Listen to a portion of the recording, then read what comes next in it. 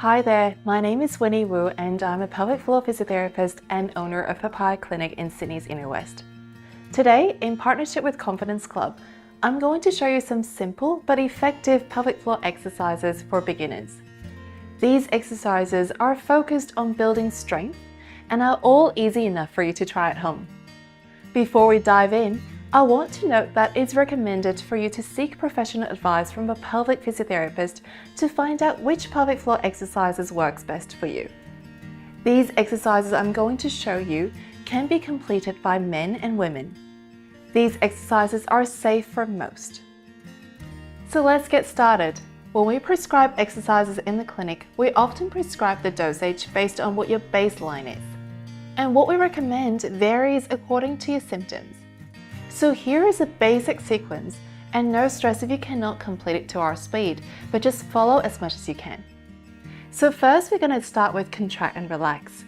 For women, in the superficial pelvic floor layer, I want you to think about picking a blueberry with a vaginal tissue. So imagine you're picking a blueberry close, and you're going to let go and relax. Yeah, other cues at work could be elevator door closing. So imagine you're closing the elevator door this way, and then you're relaxing it that way. Okay, less is more. Be really gentle and make sure that you're not squashing the blueberry and you're not squeezing and being super tight. Okay, now deep pelvic floor muscle comes after the superficial muscle. So for deep pelvic floor, you want to imagine you're closing, picking up the blueberry, and then lifting up to the uterus, bring it back down and open. It is really important that you can sense the lift sensation inside the pelvic floor instead of just a squeeze sensation. So what you want to do is combine them both together. You elevator door close and you lift, bring it back down and you relax. Okay? It is as important for you to learn how to relax as it is to contract. So make sure that you allow time in between the contractions to fully relax so you're starting from baseline. Now for men, the easiest way to engage is to think of stopping urinary flow and shortening your penis.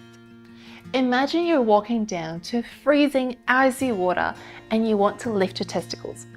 You should physically see a lift in the scrotum and a draw in of the penis when you're doing it right. Be mindful not to use your abdominals or your glutes. Less is more. So once you know how to contract and relax, the next thing is to work on your endurance. So in clinic, what we want to see is that someone can hold 100% contraction for 30 seconds or 50% of the contraction for 60 seconds.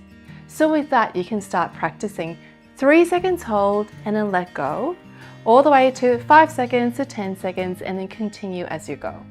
Just making sure that every single time as you hold, you're holding 100% contraction and then you're letting go and fully relax before you go the other set.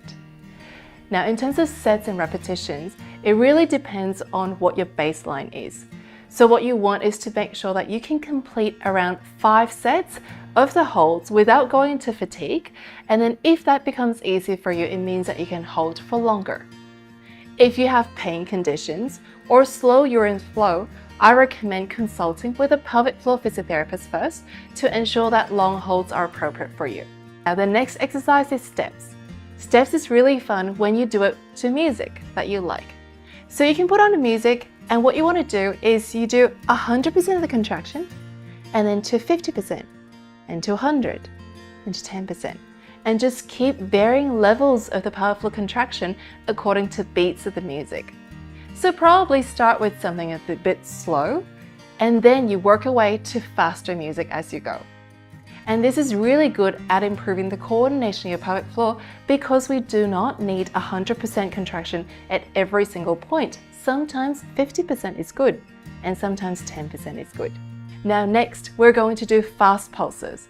So this is really important, for example, in stress urinary incontinence, for you to be able to feel like, oh, your sneeze is coming up and you will need to do a fast contraction to hold your urethral shut.